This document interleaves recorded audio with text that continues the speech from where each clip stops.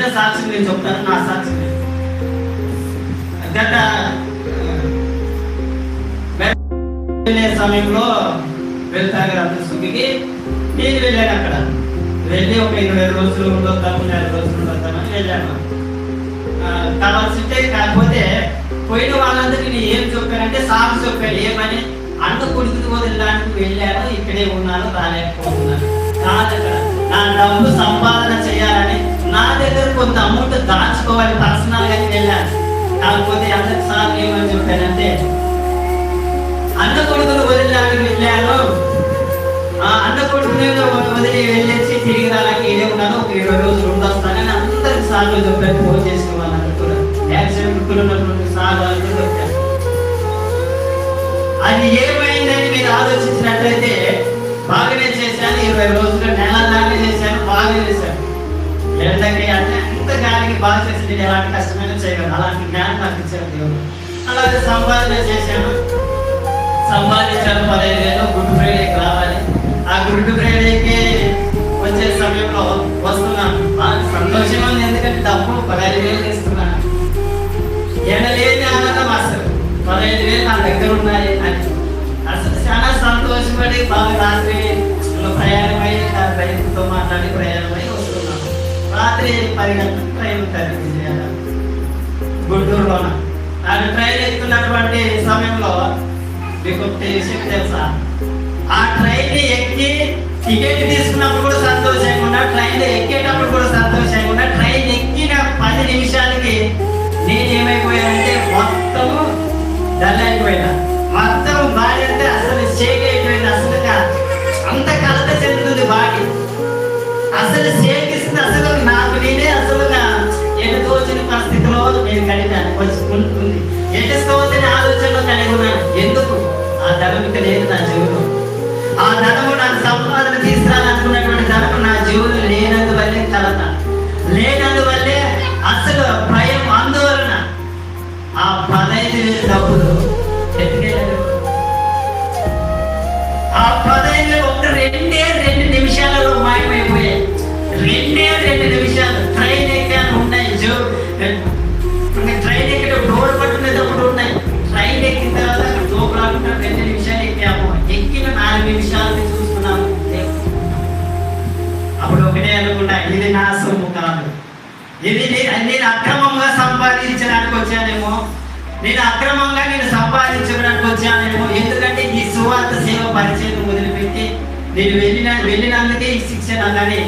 అప్పటికప్పటికే మరి నెమ్మది తెచ్చుకొని, మనశ్శాంతి తెచ్చుకొని, ప్రార్థన చేసుకొని, పక్కన ఉన్నటువంటి వదిన ఏమి చంద్ర ఇంతవరకు ట్రైన్లో బాగా నవ్వుకుంటూ వచ్చాము. ఆయన నేను జోక్స్ వేసుకుంటూ నవ్వుకుంటూ అంతా బాగా వచ్చాము. ఆ డబ్బు అయిన తర్వాత ఏం చంద్ర ఏమి సప్పగైతే ఏం నచ్చలేదు ఆలయం ఏమి మా అప్పుడు కనిపోయింది వదిన డబ్బు లేదు కదా, మీకు దుడ్డు ఎవరైతే చంద్ర సో లేకపోతున్నా నేను అవునా ఏదైనా ఉన్నాయి మరి ఎందుకు డబ్బున్నావు ఏదైనా తీసుకుని అలాగే జోక్ చెక్ చేశాను. మీకు వచ్చినాయి ఎంత ఆపేసినాను పోయినాయి సర్లేండి. అందుకే బాగా బాధపడినందుకు తిరిగింది. అసలు అంత చెప్పింది ఎవరు అనేది ఎవరు నడకూడదు ట్రైన్లో ఎక్కడైనా మాకు సర్లేదు. ఇంకా అప్పటి నుంచి ట్రైన్కి వచ్చాము, ట్రైన్లో దిగాము. ₹1 కూడా లేదు అసలు. అన్నటువంటి అన్ననే ఆటో ఛార్జ్ పెట్టుకొని వచ్చారు. ఆ ట్రైన్లో వచ్చినటువంటి స్థితిలో నేను ఏం ఆలోచించానంటే ఇక్కడ జరగవలసినటువంటి సేవా పరిచయం దేన్ని వదిలాను.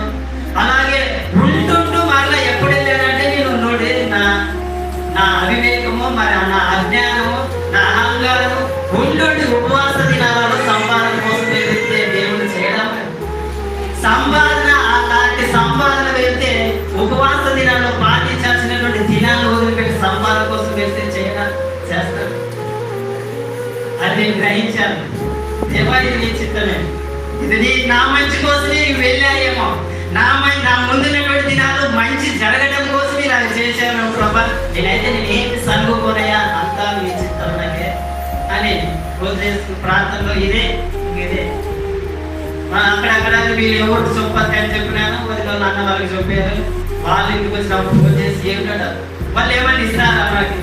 ఫోన్ చేసి అడిగిన వ్యక్తి మనకి ఏమైనా ఇస్తాడా? ఇవ్వడు కదా. ఎందుకు చెప్పి రావద్దు? నేను అతన్ని అడిగితే ఏమైతే చెప్తే పోయేది కూడా నేను పోయిన డబ్బు రాదు, పోయింది మర్చిపోవాలి, ఇక రాదంటే ఏమైతుందో మనల్ని నేను చెప్పింది మొత్తం కూడా బాధ్యత. ఎవరు చూసినా ఏం లేదు, డబ్బులు ఎక్కడ పెట్టుకోండి అనేది కానీ ఎంత జాగ్రత్త. నాకు మరి నిర్లక్ష్యం లేదు, డబ్బులు అంటే చాలా జాగ్రత్త దాని. ఎందుకంటే బైక్ ఉంది, పెట్రోల్ దాని ఖర్చు సొంతంగా 10,000 దగ్గర ఉంచుకోవాలి కదా అని వెళ్ళాను. ఆ ఉంచుకోవాలనేటువంటి జనాపేక్ష ఏమైందంటే శత్రువులు ఎత్తుకెళ్ళారు. ఎవరు ఎత్తుకెళ్ళారంటే, ఎవరు శత్రువులు అంటే దేవుడే పంపించినటువంటి శత్రువులు ఎత్తుకెళ్ళారు అని నేను గ్రహించాను. ఇక నుంచి ఎప్పటికీ తీర్మానం చేసుకుని ఇక నుంచి సంపాదన ఆలోచనలో వద్దు.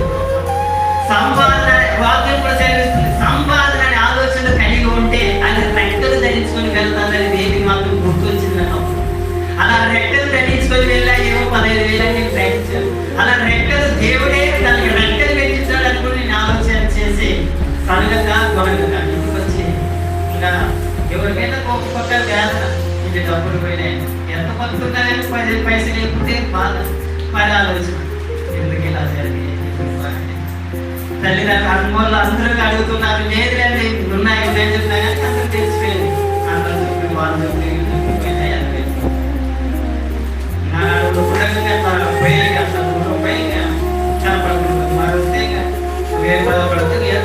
వాళ్ళ మొఖాలు చూసి ఏడుపు వస్తుంది. ఎందుకంటే